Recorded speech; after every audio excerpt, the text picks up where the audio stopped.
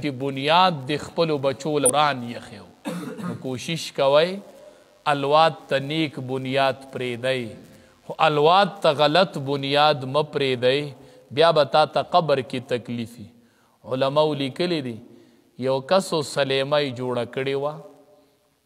هغه وفات شو نو بچی په خوب کې ولید نو بچی ته وایي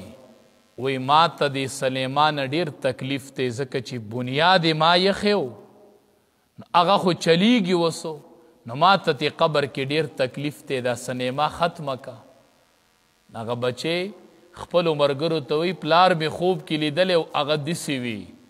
نو ملګرو ورته وی څه دی خیال دی ختمه یې وی د سره یم نه ختمومه وی ولې وی چې پیسې دا اخیستې نو دته تکلیف نه وه چې اوس پیسې ظالم نو دته په قبر کې تکلیف دی بیا خو چې ستا الواد لر کي که نه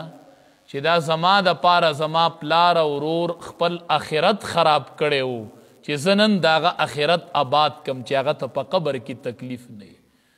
نو کم از کم الواد له نیک بنیاد ږدئ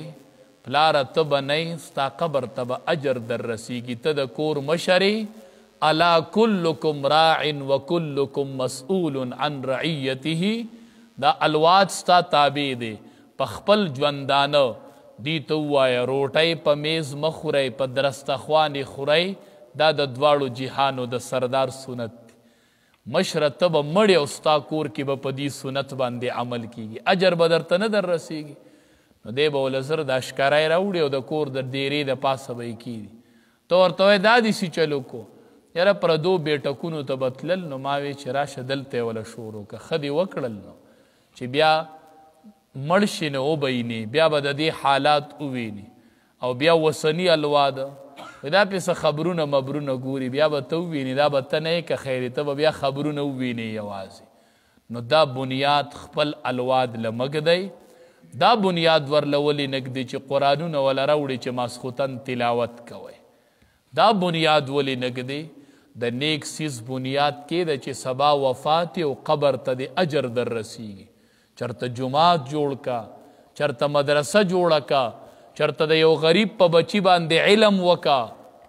د یو غریب په بچی چرته علم وکا چې سبا مړی او قبر ته د اجر در رسیږي چرته جماعت آباد کا جماعت له د رڼا انتظام وکا سبا به مړی او قبر ته به د اجر در رسیږي نو غلط بنیاد کې نه دی بیا به قبر کې ډیر تنگ راشي مزې به د الواد کوي او تکلیف پتاتی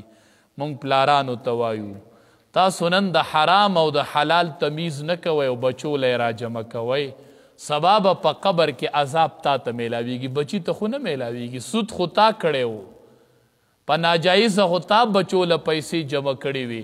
نن به پې مزې بچي کوي او په قبر کې به سبا تکلیف تاتی زه بار بار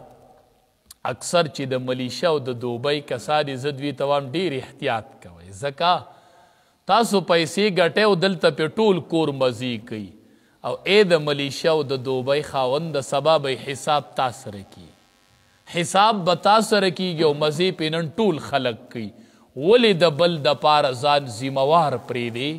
نو قیامت کې به حساب الله تا سره بیا کوي نو بچو له لږه ګټه خو حلاله ګټه چې سپینه ګیره یو په بینک کې ناسي چې زما منافع شوې ده که نه ته ورته بابا څه کوې یاره منافع پسې راغلی یم او که دې ورته ووي چې سود دی نو راګرمیږي ده پسې وایي دا خو منافع ده څنګه منافع ده وایي دې پې مخې ته کاروبار کوي که نه وایي دا منافع ده نو په سپینه ګیره بچو له منافع راوړي او سبا به قبر کې فأذنوا بحرب من الله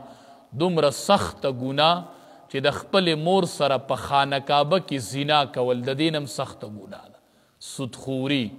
او مشران باباګان پې اختی حدیث مبارک کې راځي چې کله بنده اویاو اتیاو کالو ته ورسی نو الله وی مال حیا راځي چې زه به دله په اور څنګه عذاب ورکوم نو بابا تا له حیا نه درځي چې الله ستا نه حیا کوي او تا کې حیا نشته بینک ته ځي او د منافع پیسې